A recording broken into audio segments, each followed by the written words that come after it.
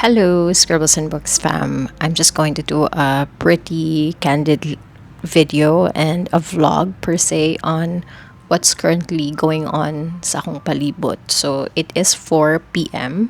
and my son is with his nanny and nagkaon sila dito sa Ubos.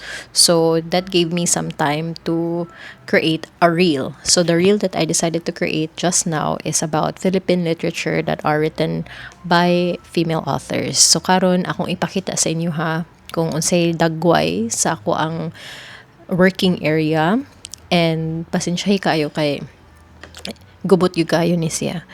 So muni ang sitwasyon karon, nagkayamukat ang mga libro nga naman kay again nagbuhat ko og reel. So unsa man akong thought process no kung magbuhat og reel? Actually wala jud, very random. I don't prepare a script, I don't prepare a list in advance, and mo gyud nang nakapa-stressful sa content creation journey nako even at the start kay I am very spontaneous with my content, and magdepende man gud ako ang time sa akong ang anak. So di sa ko ka sure kung maka-film ba ko, maka-makeup ako. So wala na mo na ni ang ato ang outfit no. Pakit-on ta mo medyo haggard kaayo. So t-shirt, short kana. And then napata din mga butang-butang din ha ana. And then the matcha that I'm currently drinking. So as again I said, pasensya na kaayo sa gubot. Kita na gid mo unsa ang hago kayo nga process. So naata din hikaron sa main room, and ang kaning main room ari ta magduwa no with our little baby. So kalat pud kaayo na din ha, and now is actually the time when I would try to sort out the toys.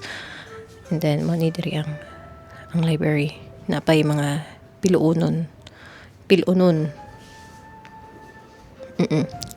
So man na siya so far ang mga nahitabo. Follow for more.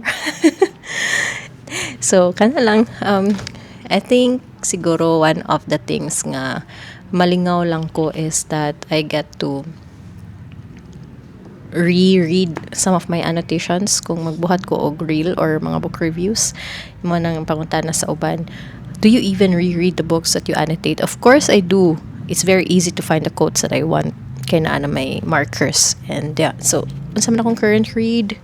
My current read is this really fun book. This is called The Anatomy of Melancholy by Robert Burton. Nalingaw jud kayo ko niya kay every time na kay-iabli, right?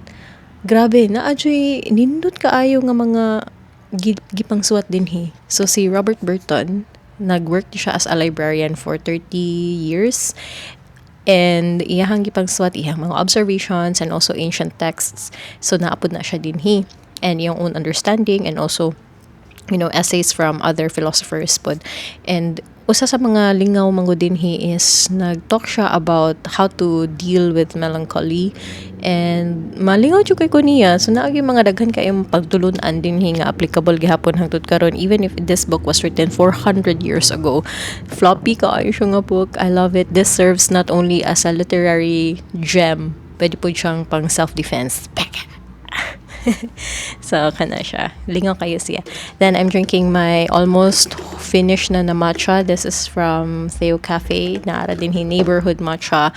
I'm gatekeeping them kay lami kay lang matcha, and I know you live very very far away, so you can't always visit my city. We are located sa south. Anyway, mura na siya ang vlog na to today.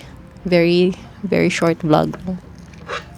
And this is sunset. Atong i-feel ang sunset vibes.